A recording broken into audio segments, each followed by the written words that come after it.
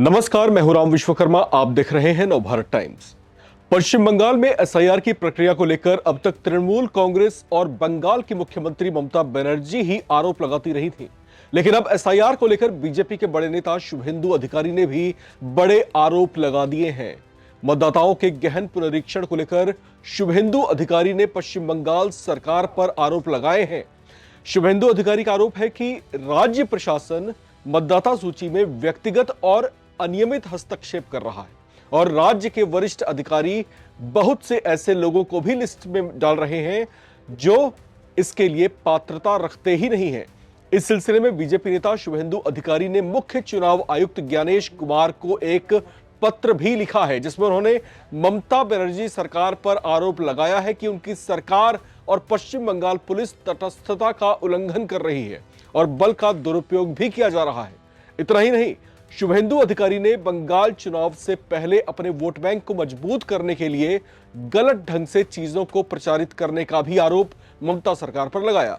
उनकी शिकायत है कि ममता सरकार मुस्लिमों को एक समूह बताकर वोट बैंक को मजबूत करने की रणनीति पर काम कर रही है और उन्हें यह भी यकीन दिलाने की कोशिश की जा रही है कि पश्चिम बंगाल में टीएमसी ही मुस्लिमों की सच्ची हितैषी है। उन्होंने कहा कि ममता बनर्जी भाषाई और सांस्कृतिक अंतर को नजरअंदाज करते हुए भी सभी मुसलमानों को अल्पसंख्यक बता रही हैं ताकि अपना वोट बैंक किसी तरीके से मजबूत किया जा सके। सिलीगुड़ी पहुंचे शुभेंदु अधिकारी ने प्रशासन पर धोखाधड़ी में लिप्त होने का भी आरोप लगाया। उन्होंने कहा कि राज्य का प्रशासन मतदाताओं के गहन पुनरीक्षण की प्रक्रिया को प्रभावित करने की कोशिश कर रहा है। इससे एसआईआर सही तरीके से नहीं हो पाएगा। उन्होंने सीधे सीधे ममता सरकार और बंगाल प्रशासन को लेकर यह दावा कर डाला कि बांग्लादेशी घुसपैठियों को मतदाता सूची में शामिल करने की कोशिशें की जा रही हैं और वरिष्ठ अधिकारी, जिला निर्वाचन अधिकारियों, निर्वाचक पंजीकरण अधिकारियों और सहायक निर्वाचक पंजीकरण अधिकारियों को सीधे निर्देश दिए जा रहे हैं ताकि कुछ नाम गलत तरीके से सूची में बने रहें।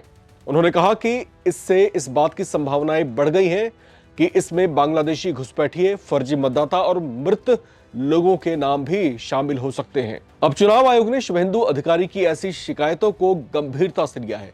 इस बीच पश्चिम बंगाल में एसआईआर प्रक्रिया के लिए एक विशेष पर्यवेक्षक की नियुक्ति कर दी गई है। भारतीय प्रशासनिक सेवा के रिटायर्ड अधिकारी सुब्रत गुप्ता को इसकी जिम्मेदारी सौंपी गई है।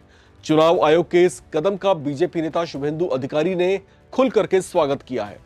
साथ ही उन्होंने जनता से अपील की है कि राज्य की जनता एक ऐसी सरकार जो देश विरोधी दिखाई देती है और लोकतांत्रिक प्रक्रियाओं में बाधा डालने की कोशिश करती है, उसे जड़ से उखाड़ फेंके। इस तरह की जो है अपील उनकी तरफ से की गई है।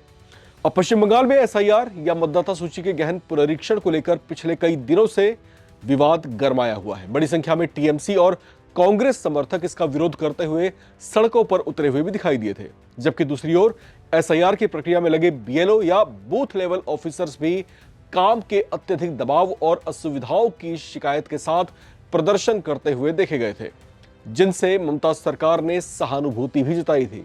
इस पूरी प्रक्रिया से नाराज मुख्यमंत्री ममता बनर्जी ने केंद्र की बीजेपी सरकार पर आरोप लगाए थे।